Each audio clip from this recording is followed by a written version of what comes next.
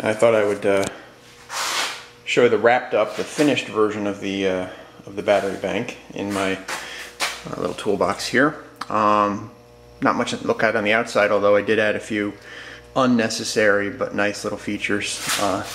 Number one is I brought the power from the inverter out to outlets out here, so I could theoretically operate it with the cover closed. I should put some vents in, probably. I'm going to do that. And there's also an outlet on the side there that you can plug a short extension cord into. That's actually a male plug. I got that on Amazon.com. And then just an extension cord for an air conditioner. Plug that in. All the wiring's nice and neat. Pop the top, and I'll show you the guts. As we saw before, you get the two batteries down below, and the wiring is pretty much as I described it before.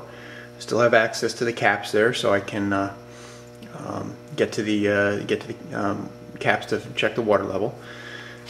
The tray that I built is pretty much the same form. I've had to modify it slightly a few times just to make the room for everything, but it's pretty much just as it was last time.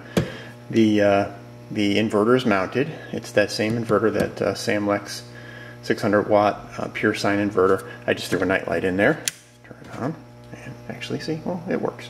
Just an LED night light. And this is the cord that's going out to the external outlets out there. Big old fuse. I got this at a local, I think it's called Boomer McLeod. It's a big, they sell the big stereo systems that you hear in the cars. And I forget exactly what size fuse this is, but they had this, and the whole thing cost me like $8. More lug connectors over here on the inputs for the inverter. And this is the negative, and that goes right down to the battery. And we'll connect up the positive to the fuse. It's one ding I'll give Steve Harris is that he doesn't have very good fusing and, in my opinion, very good wiring practices. Actually kind of scares the hell out of me. I want to try to avoid fires and such. This charger is also a Stephen Harris ding I'm gonna give him. I don't like it. It's a Schumacher. I bought the biggest one that I could afford to get that would fit into this box because, I think as I said in a previous video, I wanted to make sure that I was able to quickly get as many electrons into the battery as possible when I'm running on generator. I find this charger, first of all, loud. You can hear the buzz. Second of all, it runs very hot.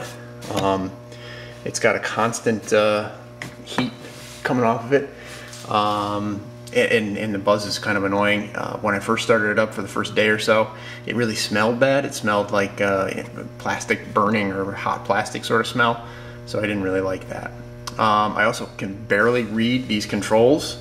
In fact, I can't read them at all. It's just not so screened well or printed well or something like that. The text is way too small. It could benefit from some labels that were a little better, and also it resets itself to defaults when you power it on and off.